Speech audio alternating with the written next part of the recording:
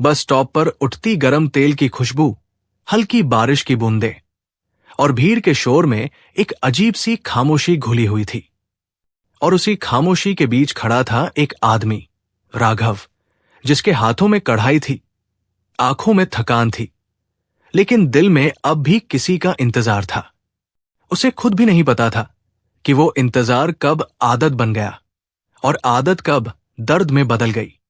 तभी एक सरकारी गाड़ी आकर उसी बस स्टॉप के सामने रुकी और गाड़ी का दरवाजा खुला। बाहर उतरी एक तेज, सख्त और आत्मविश्वास से भरी महिला अधिकारी, इंस्पेक्टर आर्या सिंह, जिसकी आंखों में अब वो पुरानी मासूमियत नहीं थी, बल्कि एक अजीब सी दूरी थी।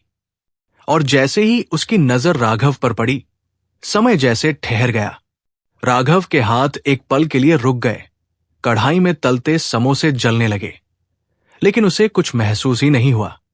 उसकी आंखें बस उसी चेहरे को पहचानने की कोशिश कर रही थी, जिसे उसने 6 साल पहले आखिरी बार देखा था, जब आर्या ने उससे कहा था, मुझे जाना होगा, मुझे कुछ बनना है, मेरे सपनों के लिए। और आज वो सच में कुछ बनकर लौटी थी, लेकिन इस लौटने में अपनापन कम और दूरी ज्यादा थी। आर्या ने राघव को ऊपर से नीचे तक देखा। उसके मैले कपड़े, पसीने से भीगा चेहरा और हाथों में लगी हल्दी तेल की परत। और फिर उसकी आंखों में एक हल्की सी झलक आई, शायद पहचान की, शायद अफसोस की, या शायद कुछ भी नहीं। एक प्लेट समोसा देना। आर्या की आवाज ठंडी थी, जैसे वो किसी अजनबी से बात कर रही हो। राघव के हाथ कांप उठे, लेकिन उसने खुद को संभाला और बिना कुछ कहे समोसे प्लेट में रख दिए। हर समोसे के साथ उसके दिल के टुकड़े जैसे टूटते जा रहे थे, लेकिन चेहरे पर उसने वही पुरानी मुस्कान रखने की कोशिश की, जो कभी आर्या को बहुत पसंद थी। उसने प्लेट आगे बढ़ाई, लेकिन उनके हाथ एक पल के लिए छू गए और उसी एक पल में जैसे 6 साल की सारी यादें वापस लौट आई। वो छोटे छोटे सपने, वो साथ में बिताए गए दिन, वो वादे, जो शायद अब सिर्फ यादें बनकर रह गए थे। आर्या ने जल्दी से हाथ पीछे खींच लिया, जैसे उस छुअन से उसे डर लग रहा हो। उसने पैसे दिए, लेकिन राघव ने लेने से मना कर दिया। रहने दो, तुमसे पैसे नहीं ले सकता। उसकी आवाज धीमी थी, लेकिन उसमें छुपा दर्द साफ सुनाई दे रहा था। आर्या ने भौहें सिकोड़ ली। ड्यूटी पर हूं, फ्री में कुछ नहीं लेती। उसने पैसे जबरदस्ती काउंटर पर रख दिए और मुड़ने लगी, लेकिन तभी राघव ने एक सवाल पूछ लिया, जो उसके दिल में 6 साल से दबा हुआ था। खुश हो? आर्या रुक गई, उसके कदम थम गए। उसने धीरे से पीछे मुड़कर देखा, लेकिन इस बार उसकी आंखों में वो सख्ती नहीं थी, बल्कि एक हल्की सी थकान थी। हां, मैंने जो चाहा था वो हासिल कर लिया, उसने जवाब दिया, लेकिन उसकी आवाज में वो आत्मविश्वास नहीं था जो एक आईपीएस ऑफिसर में होना चाहिए। राघव हल्का सा मुस्कुराया। अच्छा है, मैं भी खुश हूं। लेकिन उसकी मुस्कान उसकी आंखों तक नहीं पहुंच पाई। भीड़ बढ़ती जा रही थी। लोग समोसे लेने के लिए आवाज लगा रहे थे, लेकिन उस पल में राघव और आर्या के बीच जो खामोशी थी, वो सबसे ज्यादा शोर कर रही थी। आर्या ने फिर से खुद को संभाला और बिना कुछ कहे गाड़ी की तरफ बढ़ गई, लेकिन जैसे ही वो दरवाजा खोलने लगी, उसकी नजर फिर से राघव पर पड़ी, जो अब फिर से कढ़ाई में समोसे तल रहा था, जैसे कुछ हुआ ही ना हो। लेकिन उसके हाथों की हल्की कंपन बता रही थी कि अंदर कितना तूफान चल रहा है। आर्या गाड़ी में बैठ गई, लेकिन उसने दरवाजा बंद नहीं किया। उसका दिल जैसे उसे रोक रहा था।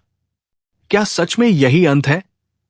उसके मन में एक आवाज आई, लेकिन फिर उसने खुद को समझाया, मैं यहां ड्यूटी पर हूं, मुझे अपने इमोशंस में नहीं बहना चाहिए।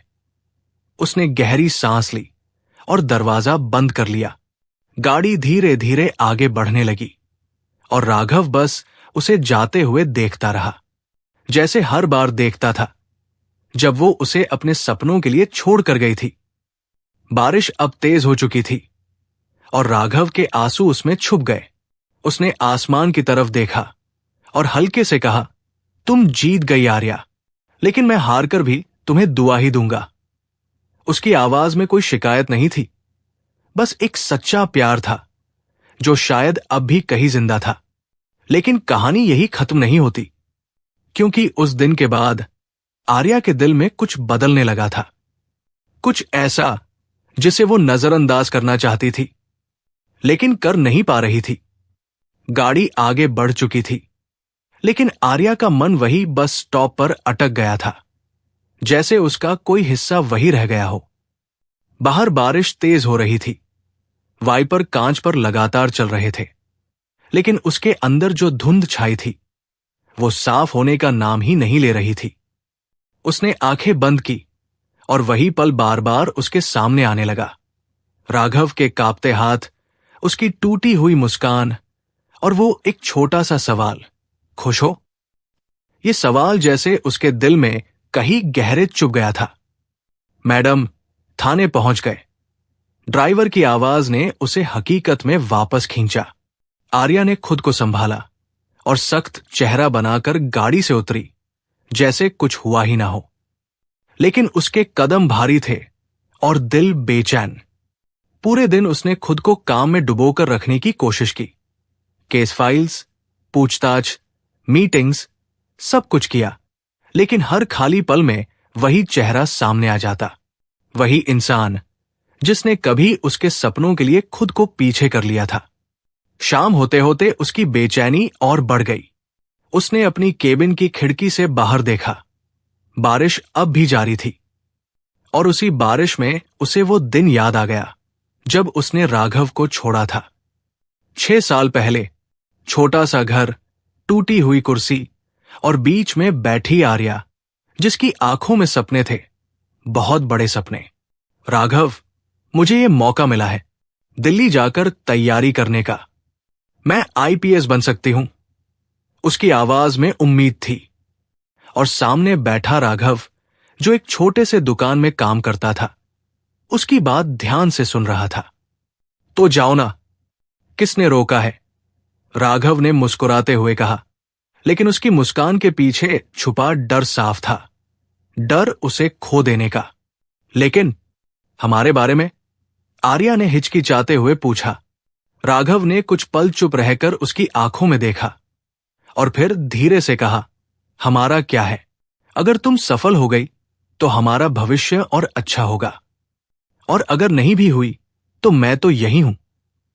उसकी आवाज में इतना भरोसा था कि आर्या की आंखों में आंसू आ गए। लेकिन वक्त के साथ सब बदल गया। दिल्ली की भागदौड़, नए लोग, नया माहौल, और धीरे धीरे आर्या के लिए राघव सिर्फ एक याद बनता गया।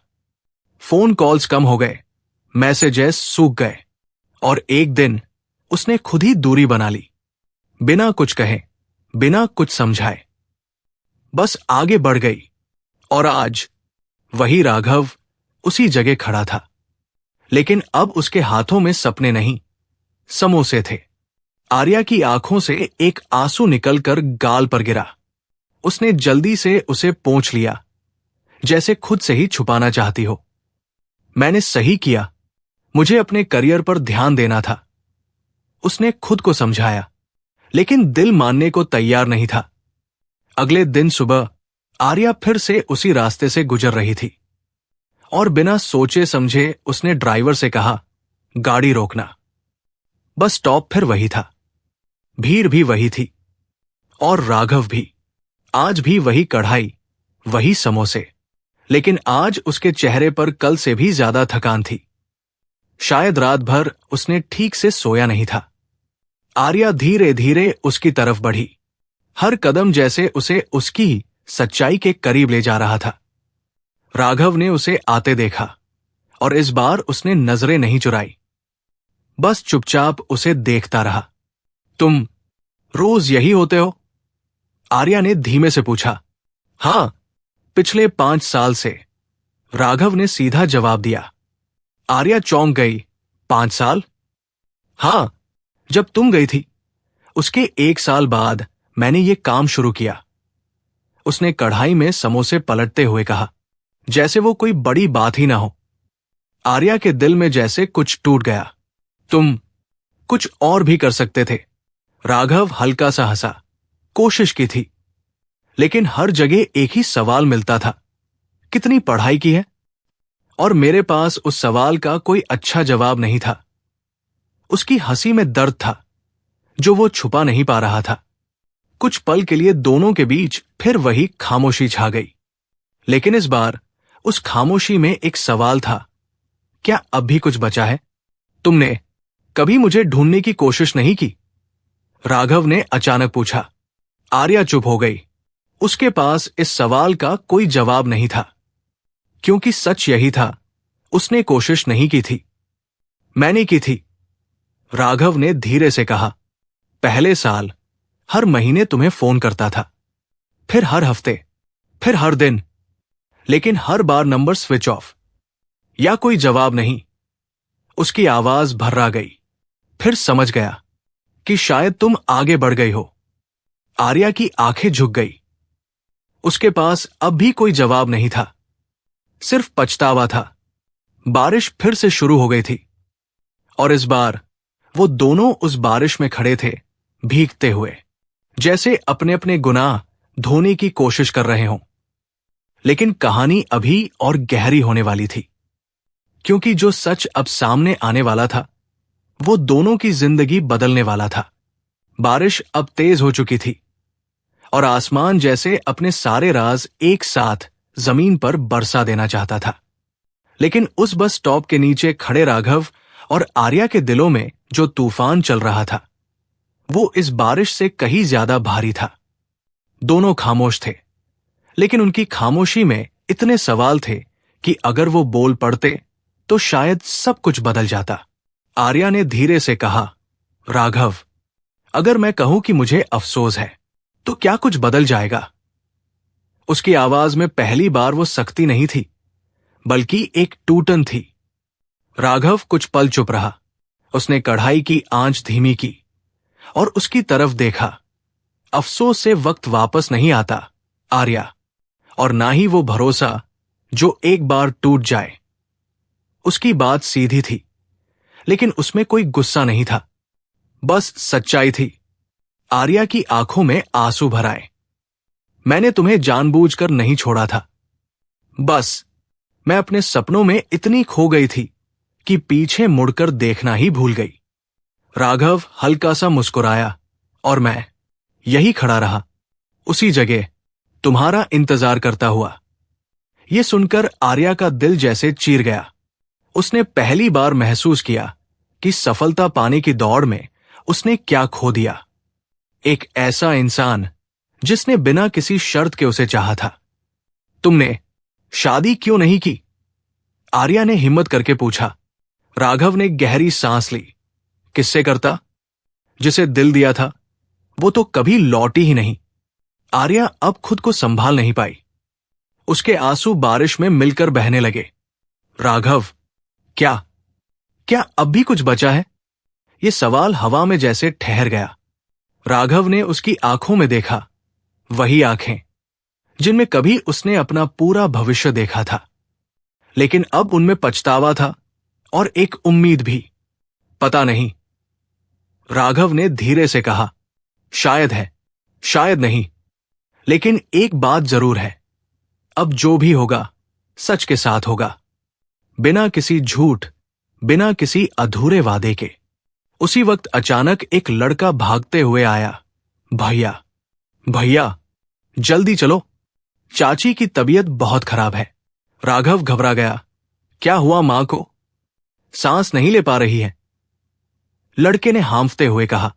राघव के हाथ से चिमटा गिर गया। उसका चेहरा डर से सफेद पड़ गया। मैं अभी आता हूं। वो जल्दी जल्दी सामान समेटने लगा। आर्या ने यह सब देखा और बिना कुछ सोचे बोली, राघव, गाड़ी में बैठो, मैं तुम्हें अस्पताल ले चलती हूं। राघव एक पल के लिए रुका।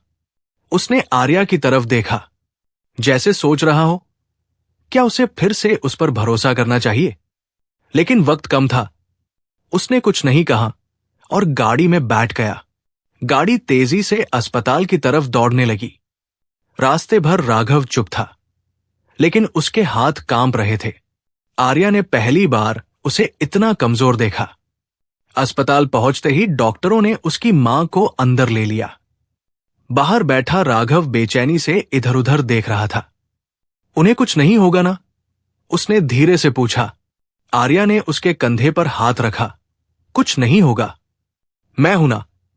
ये वही शब्द थे जो कभी राघव ने उससे कहे थे, और आज वक्त ने सब कुछ उल्टा कर दिया था। कुछ देर बाद डॉक्टर बाहर आए। आप टाइम पर ले आए, वरना हालत और खराब हो सकती थी। अभी खतरे से बाहर है। राघव ने राहत की सांस ली। उसकी आंखों में आंसू आ गए।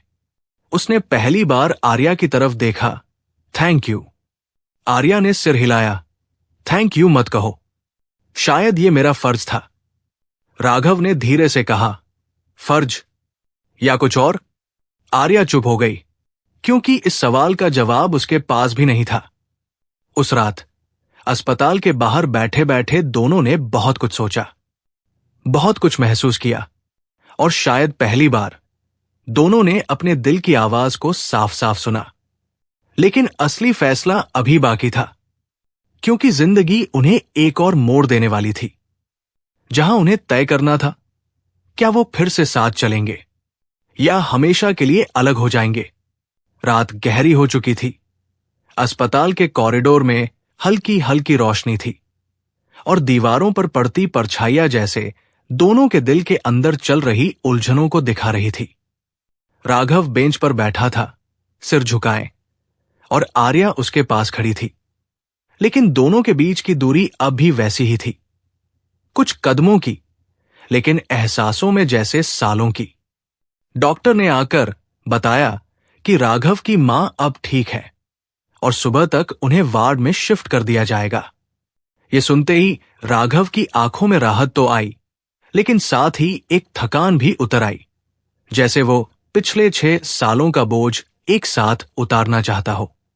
आर्या ने धीरे से कहा, राघव, अब सब ठीक है, तुम चाहो तो घर जाकर आराम कर सकते हो।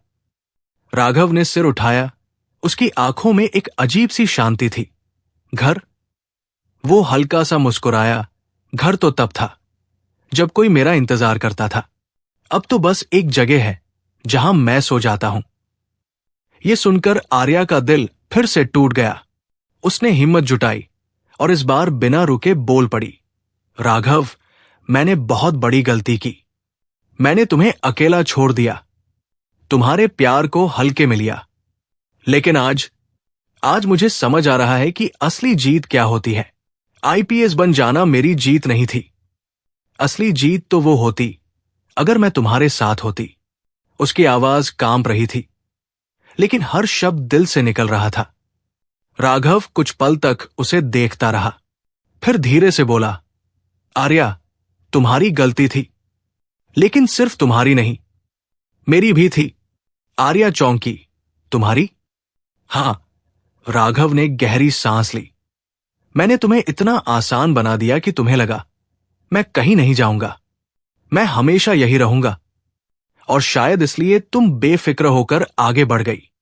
आर्या की आंखों से आंसू बहने लगे। तो क्या अब सब खत्म है? राघव ने सिर झुका लिया। कुछ देर तक वो कुछ नहीं बोला, और वही खामोशी फिर से दोनों के बीच फैल गई। लेकिन इस बार ये खामोशी जवाब देने वाली थी। खत्म, राघव ने धीरे से कहा। वो सब जो पहले था वो खत्म हो चुका है। ये सुनते ही आर्या जैसे अंदर से टूट गई।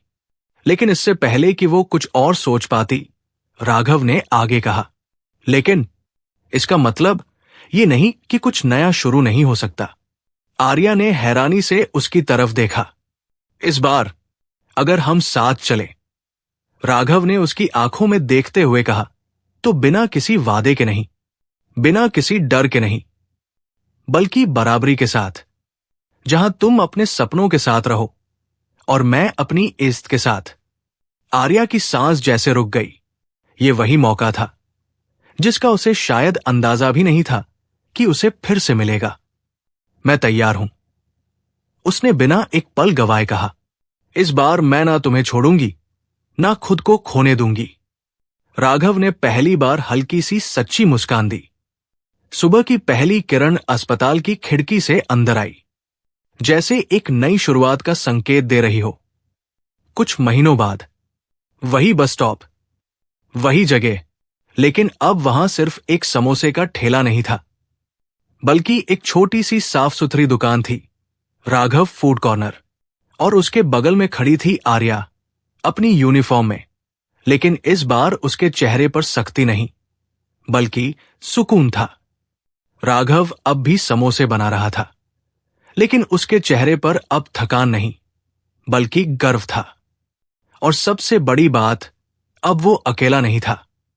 दोनों ने अपनी अपनी दुनिया को छोड़ा नहीं, बल्कि उन्हें साथ लेकर चलना सीख लिया। कहानी यही खत्म होती है, लेकिन एक सीख छोड़ जाती है। सपने देखना गलत नहीं है, लेकिन उन सपनों के पीछे भागते भागते अगर आप उन लोगों को खो दे जो सच में आपके अपने हैं, तो वो जीत भी अधूरी रह जाती है। और रिश्ते अगर सच्चे हो तो वक्त के बाद भी उन्हें एक नया मौका दिया जा सकता है, लेकिन उस मौके की कदर करना सबसे जरूरी होता है। अब आप बताइए, अगर आप आर्या की जगह होते तो क्या अपने सपनों के लिए अपने सबसे करीबी इंसान को छोड़ देते, या दोनों को साथ लेकर चलने की कोशिश करते? और अगर आप राघव की जगह होते तो क्या इतने साल बाद भी उसे दूसरा मौका देते? आपका जवाब क्या है? अगर आपको यह कहानी अच्छी लगी हो तो हमारे चैनल सच्ची कहानी बाय बीके को सब्सक्राइब करें और शेयर करें। मिलते हैं एक और नई कहानी के साथ। तब तक के लिए आप अपना और अपने परिवार का ख्याल रखें। जय हिंद, जय भारत।